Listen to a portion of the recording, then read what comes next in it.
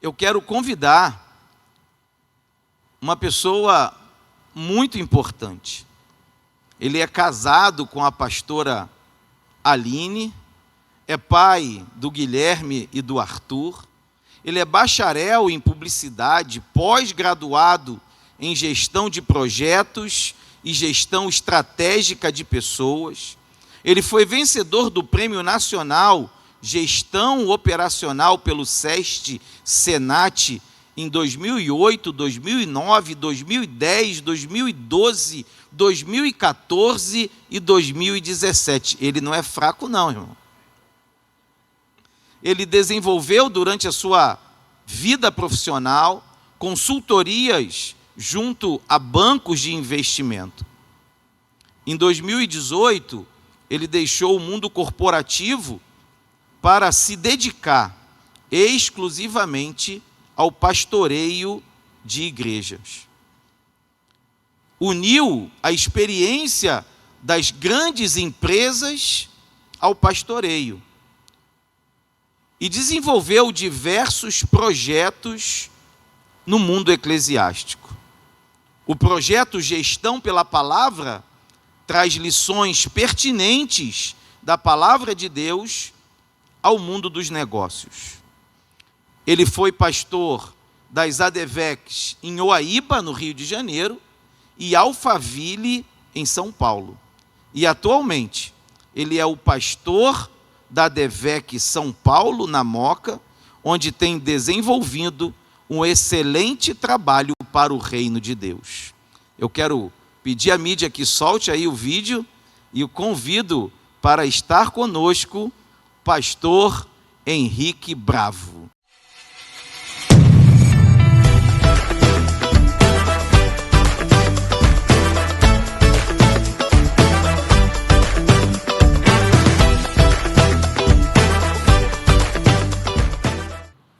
Paz do Senhor Jesus a todos, amém? Rapaz, falei, sou eu mesmo ali? Que coisa, hein? Rapaz, glória a Jesus. Gente, a faculdade é um sonho de todos nós, né? Eu lembro de alguns anos atrás, eu ficava pilhando as pessoas lá, né? Até o pastor Silas, de uma vez, ele estava em Alphaville, mas a gente tem que ter um negócio de faculdade na nossa igreja, não é possível, né? Tem que ter um lugar para as pessoas estudarem, porque era um desejo, né? Ficava vendo, às vezes a gente tinha membros que participavam dos cultos e falavam, onde é que eu aprendo mais? Aí sempre tinha que falar, não, tem que procurar um seminário. Aí você dizia, para onde você vai? E aí, dependendo do local, às vezes era uma teologia que não era muito alinhada à Assembleia de Deus, uma igreja pentecostal, sadia, né?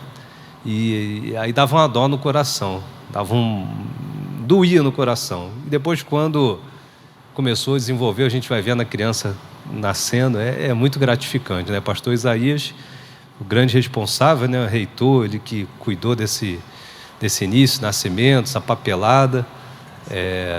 E é um projeto assim, que, na minha opinião, ainda está engatinhando, que tem tudo para se tornar assim, algo muito grande, principalmente aqui na área de São Paulo, não tem a menor dúvida, né? Onde eu estava conversando com o reverendo, e eu sonho da gente transformar isso aqui numa potência, né, de estudo, de ensino bíblico, e é possível, e pode escrever que isso vai acontecer, em nome de Jesus, tá?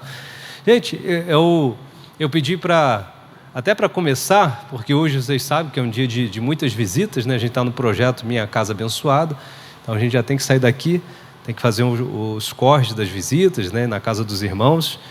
E como tema, a gente está nesse tema, desafios da igreja, da liderança, né, para esse momento, século 21. Quero ser bem breve e fazer a gente refletir um pouquinho sobre essa situação. Eu vou falar do ponto de vista daqui, vendo o que está acontecendo. Desafios da igreja para o século 21. Da liderança. A primeira coisa que sobre liderança, e eu queria que todos aqui entendessem isso, é que quando você lê as Escrituras, você percebe de uma forma assim, muito, muito nítida, né, em toda a passagem, que Deus, Ele nos faz sonhar. E Ele tem o desejo de transformar cada homem, cada mulher, salvo em Cristo Jesus, numa figura de influência e liderança, né? Porque a liderança nada mais é do que você apontar o caminho, de você mostrar uma direção. É isso, tá? E a direção é Cristo. Então, se nós temos o Espírito Santo, se nós somos salvos, somos maduros, curados, sabemos para onde a gente vai, Deus espera que nós tenhamos esse desejo de apontar, esse sonho. E olha que interessante, quando você abre a Bíblia em Atos, capítulo de número 2, a descida do Espírito Santo, Pentecostes, foi aquela glória, aquela bênção, eles falam em outras línguas, é o marco do início da igreja. Aí vocês reparam, quando Pedro ele vai falar sobre o que estava acontecendo, e ele diz que naquele dia se cumpria a profecia de Joel. E uma das coisas que ele vai dizer, fala na profecia de Joel, que os jovens teriam visões e os velhos sonharão. Ele vai falar sobre sonhos e visões. Só que sonhos e visões não estão agrupados só em jovem, que é fácil você falar, o jovem tem que sonhar, tem que ter visão de futuro. É fácil, porque é pertinente da faixa etária, do adolescente, com o que ele vai trabalhar, para onde ele vai. E essa parte é simples. Mas a Bíblia diz que quando o Espírito Santo veio, ele fez as pessoas de idade sonharem, né? Projetarem futuro. Isso é extraordinário, porque é a essência do mundo de Deus. O mundo de Deus se move dessa maneira. Jesus ele vai dizer algo interessante, falando sobre a sua igreja, né? Ele diz assim, que nós somos o sal da terra e a luz do mundo. Então preste atenção, a luz do mundo é a igreja. É Cristo, óbvio, mas ele está dizendo, naquele contexto, é que nós somos a referência no mundo. O que é a luz do mundo? A luz é como se fosse à noite, o farol, se você for em algum local de praia, que tem aqueles faróis grandes, o barco ele seguia por ali, sabe que ele está chegando em terra firme, né? Ali ele dá a direção.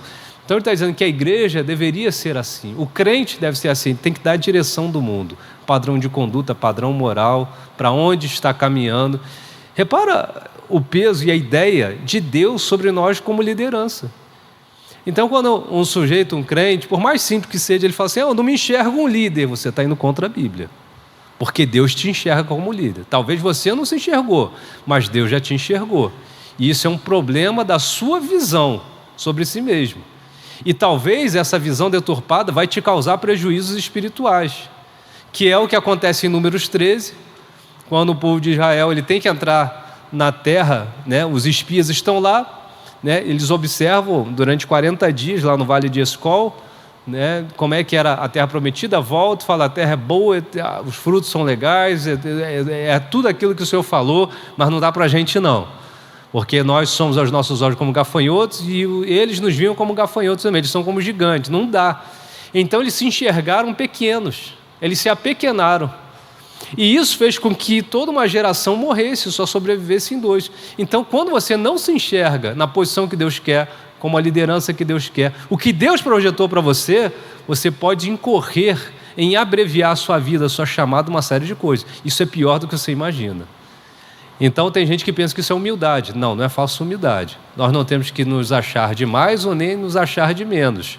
Você tem que achar aquilo que Deus crê para a sua vida, aquilo que Deus disse para você.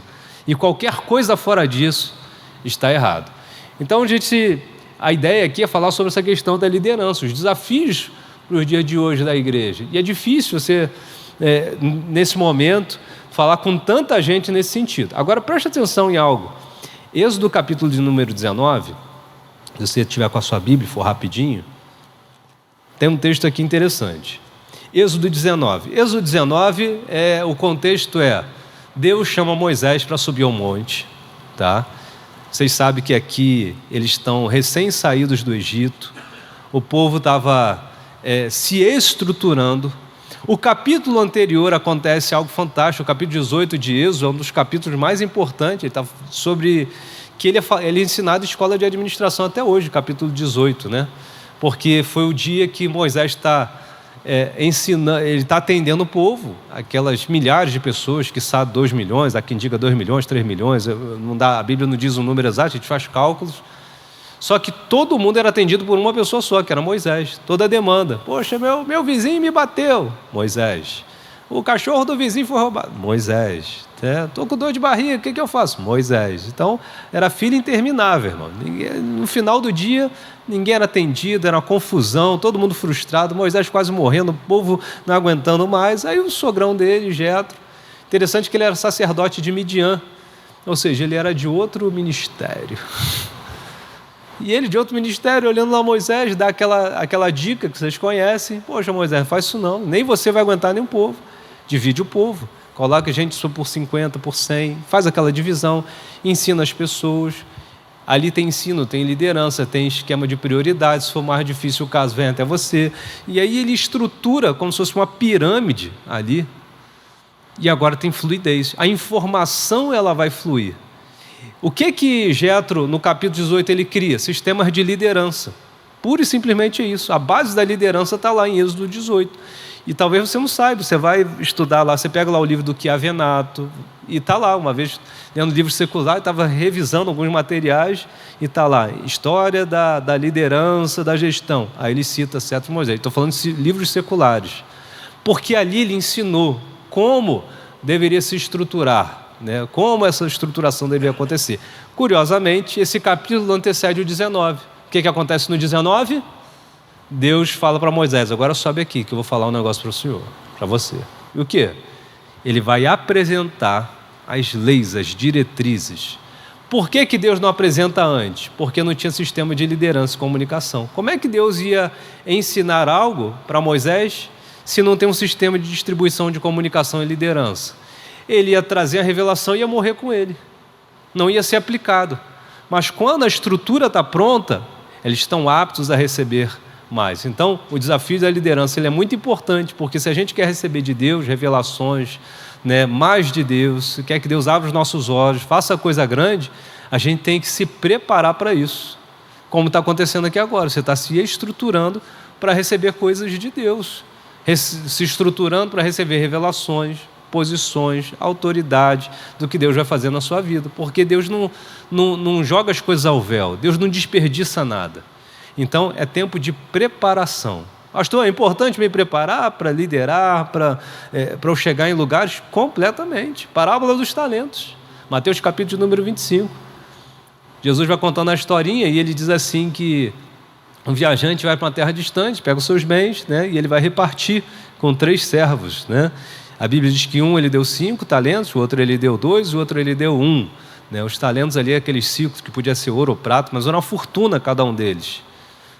Só que o texto diz algo interessante, que diz assim, que ele deu segundo a sua capacidade. Então tem gente que entende que talento é capacidade. Não, porque o texto diz que o talento era dado de acordo com a capacidade de cada um. Então, se eu quero um talento que pode ser entendido como uma responsabilidade, como um ministério, como algo que Deus quer nos confiar, o que eu preciso para ter cada vez coisas maiores? Me capacitar para receber isso. Porque Deus não é irresponsável. Deus não vai dar algo que seja maior do que a sua capacidade. Deus trabalha com o equilíbrio. Então, se Deus confiou a você, é porque Ele sabe que você tem toda a competência para fazer isso. Falou, vou começar uma faculdade. Nada é velho, gigantesco. Quem que ele olhou? Pastor Isaías. Não, mas é sério. Há quanto tempo ele não estuda sobre isso? Não trabalha, não milita na área de educação? É um lastro, né? Então, há um momento da vida que está preparado para receber algo. E assim vai ser na sua vida com qualquer outra coisa. É um lastro de preparação. É que as pessoas não olham o tempo de preparação. O que elas veem? Elas veem só o resultado, o fruto. Mas por baixo da terra tem muita raiz, tem muito tempo, tem muito preparo, tem muita oração, tem muita experiência. E Deus sabe disso, né? E às vezes a sua preparação é no silêncio. Ninguém está vendo, mas está lá. Você quer ser líder? Você quer crescer? É necessário esse tempo de capacitação. Enfim, falamos sobre o capítulo 18, chegamos no 19, e o 19 acontece algo interessante, se você tiver com a sua Bíblia aberta. Olha que interessante. Vamos a partir do versículo de número 1. Diz assim, no 3º mês, quando os filhos de Israel haviam saído da terra do Egito, no mesmo dia entraram na terra do Sinai, porque haviam partido de Refidim, chegaram ao deserto de Sinai e tinham acampado no deserto. E ali Israel acampou diante do monte. Aí olha o 3. E Moisés subiu a Deus, e o Senhor o chamou no monte, dizendo, assim dirás à casa de Jacó, e falará aos filhos de Israel. Então, olha a mensagem. Falou: Moisés, sobe aqui. Agora você está preparado. E eu vou te dar uma mensagem. Lembra que agora está estruturado? Essa mensagem vai chegar em todo mundo. Olha o recado importante que ele queria dar ao povo. Olha a mensagem, ou melhor dizendo, que ele queria dar ao povo. E a mensagem, eu vou pegar aqui os três versículos. 4. Vistes o que fiz aos egípcios, e como os carreguei sobre as águas de águia, e vos trouxe a mim. Agora, portanto, se realmente obedeceres à minha voz e guardares o meu pacto, então sereis o meu tesouro particular acima de todos os povos, porque toda a terra é minha. Então, de toda a terra que pertence ao Senhor, ele está dizendo: esse povo aqui agora, se vocês me obedecerem, é condicional. Então há uma condição: vocês vão ser o meu tesouro. Eu colocarei vocês em lugares acima, liderança, referência. Agora, eu quero chegar, e esse é o último versículo, é o 6.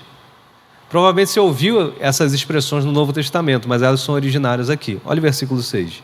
E sereis para mim um reino de sacerdotes e nação santa. Se vocês me obedecerem e cumprirem o projeto que eu tenho para vocês, o que eu desejo, o que eu sonho para vocês ali é o sonho de Deus para Israel. Eu quero que vocês sejam uma nação, um reino sacerdotal e uma nação santa. Meu projeto para vocês é esse. Aqui está descortinado. É isso que eu quero. É lógico que hoje vocês sabem, né? No Novo Testamento, você já ouviu essa expressão em algum lugar? Então, se você for bom de Bíblia, vamos ver se isso aparece no Novo Testamento. Primeira carta de Pedro, capítulo 2, versículo de número 9. Novo Testamento. Olha o que Pedro vai dizer para os crentes hoje, para os cristãos. Mas vós sois uma geração escolhida, sacerdócio real, nação santa, povo peculiar, para que anuncieis, né, as virtudes daquele que vos chamou das trevas para a sua maravilhosa luz. Isso acaba se cumprindo em nós, nos crentes, né? O plano continua. A referência hoje é a igreja. E o que Deus deseja, o que parece que sempre foi o desejo de Deus, criar um grupo de liderança para o mundo. A referência do mundo é a igreja, o termômetro do mundo é a igreja, o padrão de medida do mundo é a igreja. Agora veja que a expressão é interessante, ela diz assim: um reino sacerdotal, um reino de sacerdotes. Gente, mas o que é um sacerdote? Quando você estuda o Novo Testamento é difícil, porque toda a teologia sacerdotal ela não se encontra no Novo, ela se encontra no Antigo, então você tem que voltar. O sacerdote, você sabe que de toda a tribo de Israel havia uma tribo que era separada, que era de Levi. Da tribo de Levi, nós temos a família de Arão. Arão é o primeiro sumo sacerdote, ou seja, apenas, exclusivo. Tá? Era o primeiro, era o principal, era o sumo. E dentro da família dele, você tem a família de Arão, seus descendentes, os sacerdotes. Você sabe que o sumo sacerdote, quando morria um, levantava-se outro, né? Descendência de Arão, da tribo de Levi. Talvez você deve estar pensando: poxa, mas não tinha um tal de Anás e Caifás? Isso é uma besteira que aconteceu, esquece, aí é outra história. Isso mostra muito de como é que estava uma confusão espiritual nos tempos de Jesus. Você vai ver que onde Jesus passava, tinha gente caía endemoniado, que dali era uma confusão. E o que parece que tem uma denúncia profética do livro, quando se abre João, dizendo que naqueles tempos, né, tinha os sacerdotes Anás e Caifás e a voz de Deus estava no deserto. Então, tipo assim, isso aqui está deturpado, eu vou usar uma voz. Mas isso é outra história, deixa para lá. Vamos lá. Nós temos os sacerdotes. E os sacerdotes, ele de uma forma geral, ele tinha algumas particularidades. Eu sei que hoje é muito famoso o termo, eu sou profeta, né, o profético, né, a gente gosta disso, o profeta, o que fala em nome de Deus. Mas naquele tempo, o que é institucional, a pessoa mais importante da face da terra antigamente, sabe quem era? Era o sumo sacerdote. O ser humano mais importante do mundo, do planeta, era o sumo sacerdote naquele mundo antigo. Porque ele representava o povo perante Deus. Ele era o guardião das Escrituras. Então ele era o responsável por fazer não só os sacrifícios, mas os sacerdotes eram os estudiosos, eram os que ensinavam a lei, era o povo que guardava, né, a palavra. Então, eles eram a referência de Israel, referência da tribo de Levi, era referência do mundo, referência da referência, era liderança. Agora, para a gente entender isso nos dias de hoje, é curioso, porque quando você entende toda a referência do que era um sacerdote, você vai entender o que Deus espera de cada um de nós. Que você seja aquele que intercede, você seja aquela pessoa que vai resgatar o outro, que vai se colocar perante Deus pelas essas pessoas, vai ensinar as Escrituras, vai ser uma referência de conduta, de tudo. Vós sois o sal da terra e a luz do mundo. E é essa a ideia, de nós sermos o sacerdote, a luz que vai guiar. Deus espera que cada um de nós sejamos a liderança dos dias de hoje como igreja. Se nós negligenciarmos isso, nós estamos falhando. Não é só com ministério, estamos falando como homem de Deus. E uso um exemplo para finalizar, para a gente pensar, né, sobre isso. Quais são os desafios da liderança do século XXI? Na minha opinião, duas coisas importantes que foram faladas no texto de abertura. Primeiro, secularismo. Secularismo, a vida secular, os atrativos, né, as iscas do dia a dia, para a gente se envolver em tantas coisas e esquecer do que é o principal. O mundo secular vai nos consumindo, nos chamando para a gente ir numa direção contrária ao que Deus tem, né? Então, por que a gente fala do secularismo? Eu lembro que quando eu era mais novo, tinham 2 eventos na igreja, não sei se vocês vão lembrar, que eram assim aguardados o ano inteiro. Isso em quase todas as igrejas, na Assembleia de Deus e tal. Era o congresso, antigamente chamava de congresso das mulheres, das irmãs, das varoas, seja lá de onde for que você congregou que era. Aí era aquele fogo, aquela coisa. E principalmente, vou te falar que até naquela época, maior do que das mulheres, era o dos jovens. Pensa no negócio que incendiava a igreja. Congresso de jovens. Trabalhava, virava à noite, evangelizava, era aquela montoeira de gente que se convertia, de gente batizada com o Espírito Santo, um derramamento de poder. Era o evento. E eu me lembro nessa época que era difícil ver um jovem que não tinha assim, um desejo de ser um missionário, um pastor, um pregador e aquilo, meu Deus, eu amo. E as pessoas amavam o altar, amavam buscar a Deus e tinham isso como método de vida, se transformar numa referência de um homem de Deus. O mundo que a gente vive hoje, e eu percebo agora adolescente, gente chegando na juventude, é um distanciamento desse tipo de coisa, desses objetivos. E quando eu digo que há um distanciamento, e eles querem ser engenheiros, e está tudo bem, querem trabalhar em outras áreas, mas começa a se perder o apetite pelas coisas de Deus, um esfriamento, e um desejo de cada vez crescer em outras áreas, cada vez mais imersos na tecnologia, e a tecnologia ela pode ser muito boa, é só um instrumento, é um meio, não é um fim. Muitas pessoas agora querendo, não, eu quero ganhar dinheiro, é visibilidade, é fama. O mundo das redes sociais, ele levou esse desejo de fama, de visibilidade a um extremo, né? Então isso é uma coisa comum. Às vezes você vai ver um menino, ele está em depressão porque os colegas postaram que foram não sei aonde, ele não foi. Há uma comparação agora imediata, a pessoa está rolando ali a tela, ela se compara, vida, ministério, objetivo e tal, dinheiro, conquistas. Grande parte daquilo dali é fake, porque ninguém posta derrota, né? As pessoas só postam vitórias, né? Ninguém posta que o dia está ruim, que o pagamento não caiu, que o boleto atrasou. É só, olha a minha bênção, olha o meu carro novo, olha não sei o que. É só vitória. Cria-se uma falsa sensação de vida, de resultados que inexiste. A vida não é não é a vida das redes, a vida real é outra coisa. E esse secularismo agora tem afastado. O que a gente vê, um fenômeno em muitos lugares, igrejas, são pessoas mais novas que começam a se esfriar desse desejo de buscar a Deus e ter ambição pelas coisas de Deus. Essa é uma verdade. Mas deixa eu te falar de verdade o que eu creio mesmo, que eu creio de verdade, a terminar bem sincero, bem reto para a gente entender. É um distanciamento do propósito de Deus das vidas das pessoas. É o pecado. Porque uma das definições de pecado é errar o alvo. Se Deus tem um alvo com a tua vida, se há um objetivo, e você fugiu desse objetivo, não é que você vacilou ou está frio, é pecado. Porque cada vez que Deus espera que você faça alguma coisa, que Ele projetou algo para você, que foi seu DNA, você foi criado para isso, você se afastou, você está desagradando a Deus. Pelo que me parece, na parábola dos talentos, de Mateus capítulo de número 25, aquele sujeito que lhe foi confiado o talento, ele enterrou na areia, quando o seu senhor chegou e fez a cobrança, e ele disse: não, tu és homem duro, que semeia onde não plantar, ele deu a sua desculpa, não foram aceitas. Qual foi a penalidade daquela pessoa? Ele não roubou o talento do seu mestre, ele não vendeu para outra pessoa, ele não fez não, ele fez nada disso, ele simplesmente negligenciou ao que lhe foi confiado. Qual é o resultado final? A Bíblia diz que foi um lugar para pranto e ranger de dente. Ele está falando de quê ali nesse texto? Está falando de inferno.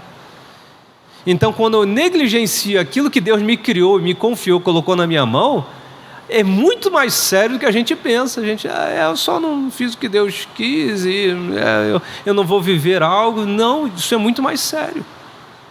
Isso é muito mais sério. A parábola dos talentos é um choque de realidade, que um dia vai ter uma cobrança. Se isso é verdade, então quando eu deixo de ocupar esse local de liderança, esse lugar em Deus que Ele deseja para mim, isso vai ser pesado na balança de uma forma muito perigosa. E aí vem algo para a gente pensar, e eu exemplifico isso. O Senhor Jesus chama Pedro está pescando, né? Vida secular, vida que segue. Jesus entra no barco, né? Vocês conhecem o texto, aquele dia de terror, que ninguém pegou nada, madrugada horrível. Aí Jesus: deixa eu entrar no seu barco. Não pode entrar. Aí está lá ensinando, lá pelas tantas, vai para o mar alto. Aí não entendeu nada, foi. Chegou no mar alto, ele fala: pode jogar as redes aqui de novo, desse lado. Mestre, a noite inteira a gente pescou, arrumamos nada. Aí de brincadeira, né? Mas segundo a tua palavra, a gente vai jogar. Aí a Bíblia diz que ele joga. Vocês conhecem o texto, as redes entupidas, o negócio foi uma pesca tão extraordinária que tiveram que chamar um barco do lado, senão talvez o barco não suportasse. Ele fica assombrado. Esse texto é interessante, que ele não fica só feliz, ele fica assombrado, porque esse milagre dá a ele a sensação de que havia um Deus no barco dele. Ele se prostra ali, ele tem medo agora, o temor bate conta dele. Foi o dia da maior pescaria, o dia do maior resultado. Imagine a sua empresa tendo o maior resultado, imagine a sua maior venda, sua maior negociação, a coisa que virou a tua vida. Nesse dia, ele não fica feliz, vamos dar uma festa. Gera um temor no coração dele. E toda vez que alguém está quebrantado, tem temor, aí é um prato cheio para Deus poder trabalhar. O ambiente estava correto, ele já viu quem era Deus, e aí tem a promessa, tem a proposta. Ou seja, qual era a proposta? Você está feliz com essa pescaria? Estou muito feliz. Tá? Você está alegre? Tá? Então é o seguinte, larga isso aí. Abandona a tua empresa no ápice e vem atrás de mim, que eu vou te fazer pescador de homens. Mas como é que vai ser o sustento? Quem vai pagar o boleto? Como é que vai ser na segunda-feira? E aí? E o credor batendo na minha... E como é que vai ser? E como é que eu como? Como é que eu vivo? Como é que eu faço a minha viagem? Só confia. Só vem. Jesus é o provedor. Era uma proposta ousada, mas era um projeto da vida para a vida de Pedro, muito específico. A partir de então ele começa a seguir, você conhece, ele vai sendo municiado, ele vê milagres, vê manifestações, ele presencia, Pedro, o momento mais extraordinário da história da humanidade.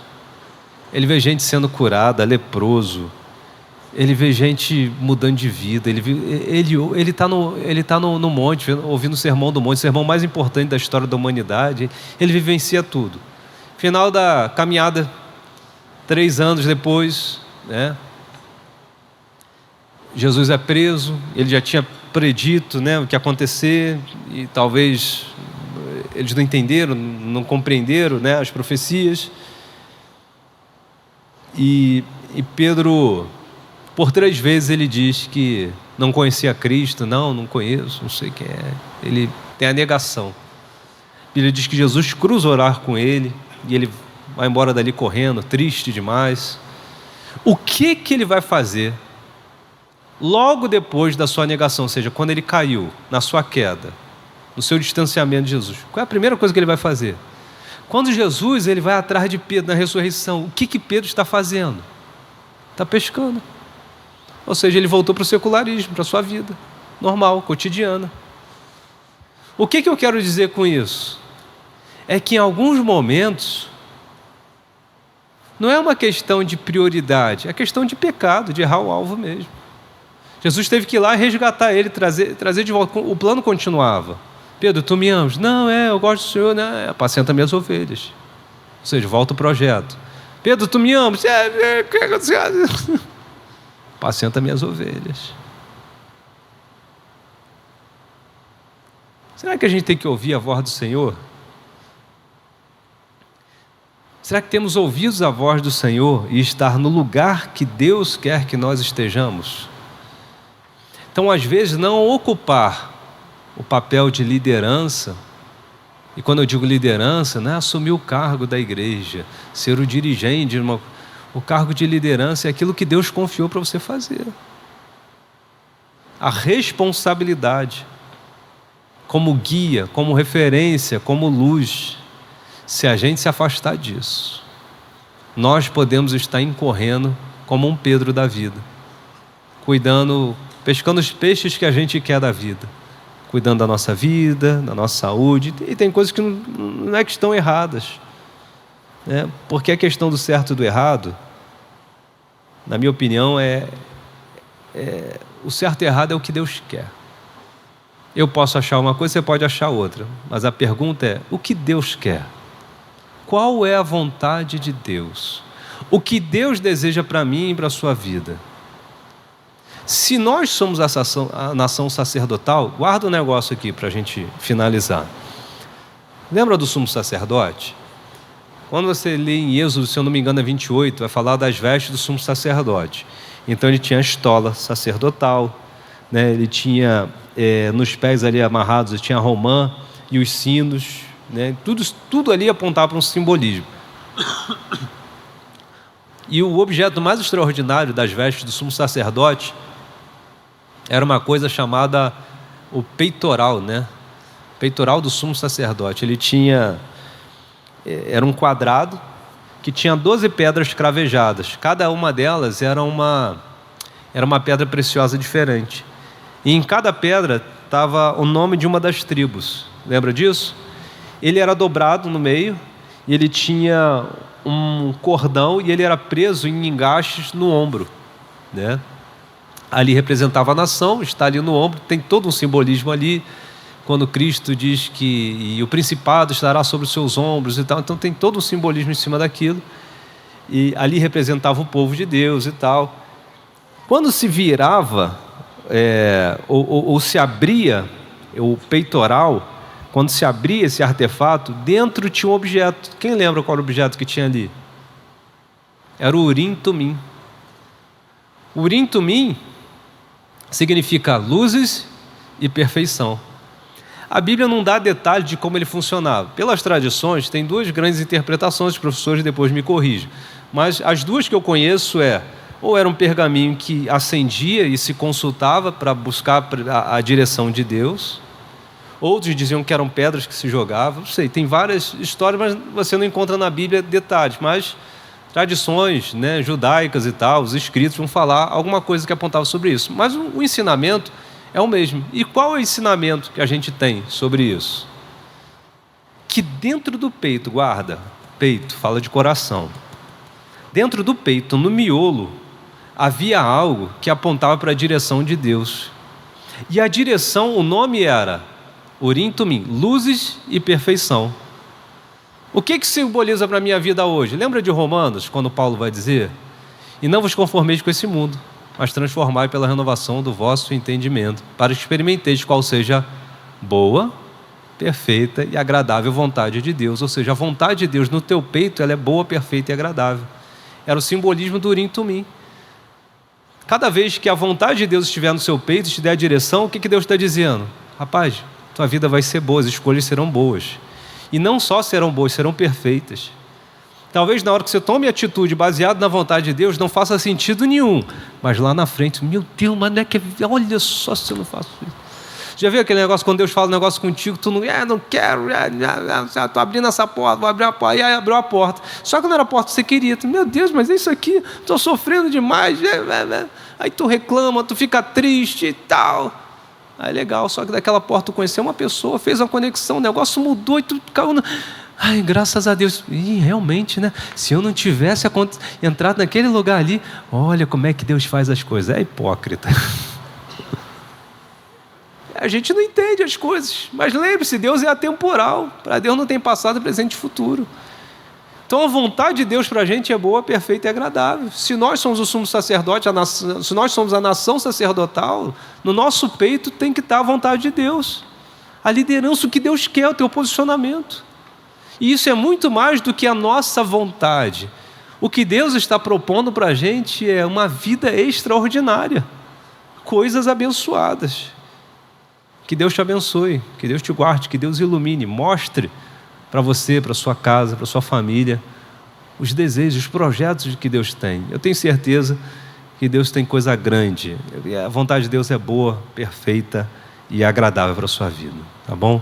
Eu aguardo em Deus, espero em Deus, né? Aqui é só o aperitivo inicial, né? Usei até menos tempo para fomentar no coração de vocês, aguçar os seus ouvidos, que durante essa tarde, né, eu sei que está assistindo, muita gente assiste a transmissão aqui, é um hábito nosso. Deus vai falar muito com vocês, vai usar esses homens de Deus aqui. Talvez seja a direção para a sua vida hoje, tá bom? Que Deus te abençoe. Pastor Isaías.